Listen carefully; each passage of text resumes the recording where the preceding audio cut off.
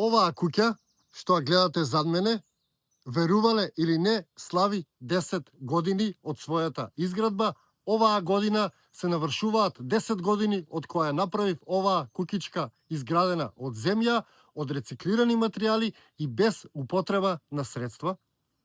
Значи само со овие две раце и со тоа што ми го дала природата и тоа што го најдов фрлено од луѓе. За некој тоа што е ѓубре, за некој е богатство. Па јас се водев по тоа и така тоа што наоѓав за мене беше богатство, па така прозорите, вратите се од рециклирани материјали, куќата изградена целосно од земја и верувале или не, правиме 10 години.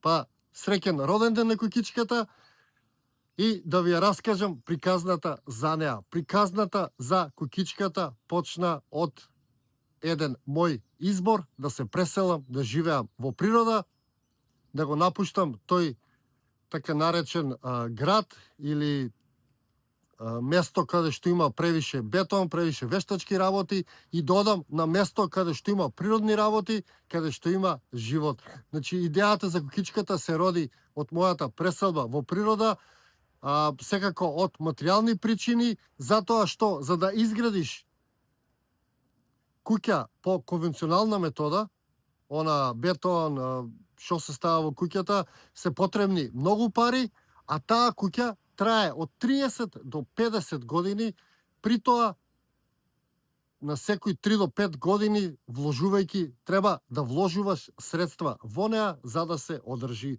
Кога го собрав јас сето тоа, се решив не. Јас ќе правам нешто различно, ќе правам нешто друго и така добив идеја да си направам куќичка од земја, која што годинава слави 10 години од постоење.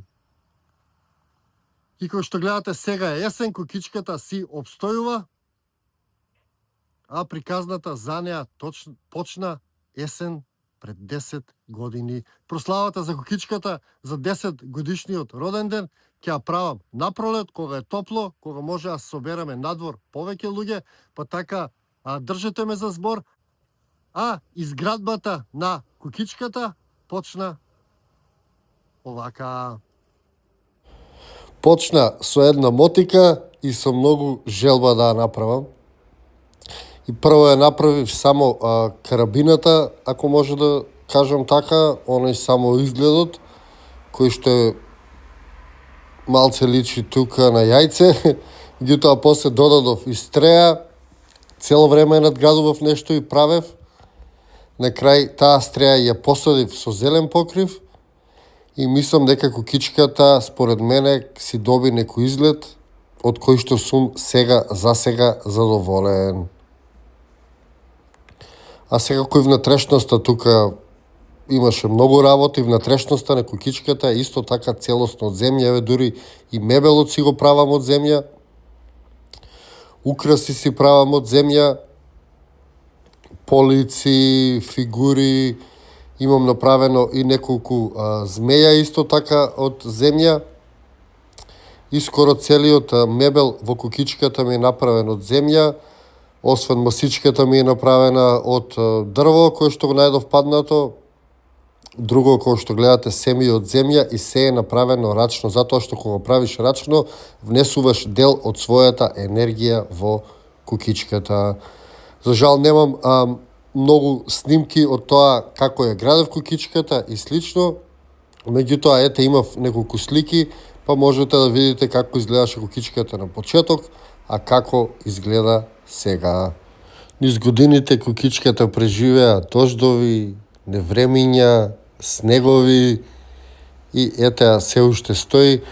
Многу ми рекоа дека нема да издржи затоа што е од земја, ќе се распадне и слично, меѓутоа земјата е многу издржив материјал и овие куќички се многу долготрајни, лесни за одржување и скоро бесплатни да се направат. Че земјата е магичен материјал кој што треба да го користиме. А еве, доказ за тоа е мојата куќичка, која што веќе стои 10 години, а ќе стои сигурно уште 100. Ви благодарам што го изгледавте и ова видео. Доколку сакате да го поддржите мојот проект, мојот YouTube канал, работите што ги правам, истражувањата, можете да се претплатите на YouTube каналот, можете и да станете членови и на тој начин директно да го поддржите YouTube каналот Сонцогор, моите проекти и сето она што го представувам. А ви благодарам од срце и се гледаме.